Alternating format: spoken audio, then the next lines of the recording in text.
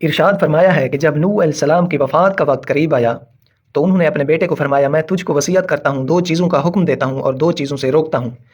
میں تجھے لا الہ الا اللہ کے ذکر کرنے کا حکم دیتا ہوں، کیونکہ اگر ساتوں آسمان اور ساتوں زمینیں ایک پلڑے میں رکھ دی جائیں اور لا الہ الا اللہ کو دوسرے پلڑے میں رکھ دیا جائے تو لا الہ الا اللہ حاوی اور بھاری ہو جائے گا۔ اور سبحان اللہ و بحمدہ سبحان اللہ العظیم پڑھنے کا حکم دیتا ہوں، کیونکہ اللہ کی تمام مخلوق اسی کے ساتھ اللہ کی تعریف بیان کرتی ہے اور اسی کے ساتھ پوری مخلوق کو روزی دی جاتی ہے۔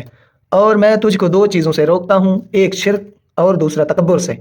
راوی کہتے ہیں کہ میں نے کہا یا مجلس میں سے کسی نے سوال کیا، راوی کو شک ہے کہ شرک کو تو ہم جانتے ہیں، تکبر کیا ہے؟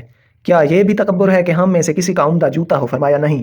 پھر کہا گیا کہ کیا کسی کے پاس پہننے کے لیے اچھے کپڑے ہوں؟ فرمایا نہیں۔ پھر کہا گیا کہ کیا اچھی سواری کا مہیا ہونا تکبر ہے؟ فرمایا نہیں۔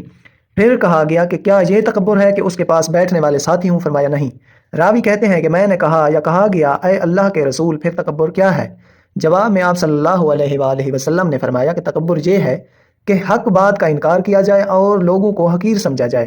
اس کی سند صحیح ہے، اگرچہ عام محدثین نے اس کو بیان نہیں کیا۔ اور طبرانی نے یہ بھی روایت عبداللہ بن عمرو سے بیان کی ہے کہ رسول اللہ صلی اللہ علیہ وآلہ وسلم نے فرمایا کہ نوح علیہ السلام اپنے بیٹے کو وصیت میں یہ بات بھی کی تھی کہ میں تجھے دو چیزوں کے کرنے کا حکم دیتا ہوں اور دو چیزوں سے روکتا ہوں۔ پھر مسند احمد کی مذکورہ روایت کی طرح بیان کیا، اور ابو بکر البزار نے بھی عبداللہ بن عمر بن خطاب رضی اللہ تعالیٰ عنہ سے اسی طرح روایت بیان کی۔ لیکن صحیح اور ظاہر بات وہی ہے جو مسند احمد اور طبرانی میں ہے کہ اس روایت کو بیان کرنے والے صحابی عبداللہ بن عمرو بن العاص ہیں۔ نوح علیہ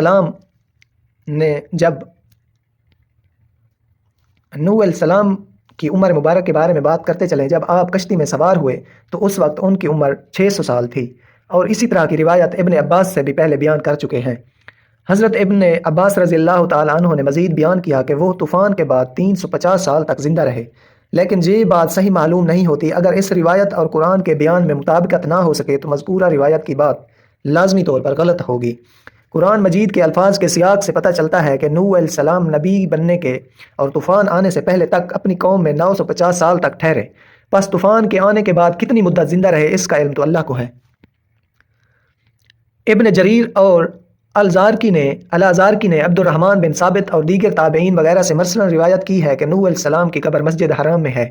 یہ بات بعض مؤخرین کی رائے سے زیادہ قوی اور مضبوط ہے، جو یہ کہتے ہیں کہ ان کی قبر بقا شہر میں ہے، جو آج کل کر کے نوح کے نام سے مشہور ہے، اور اسی وجہ سے وہاں ایک مسجد تعمیر کی گئی ہے۔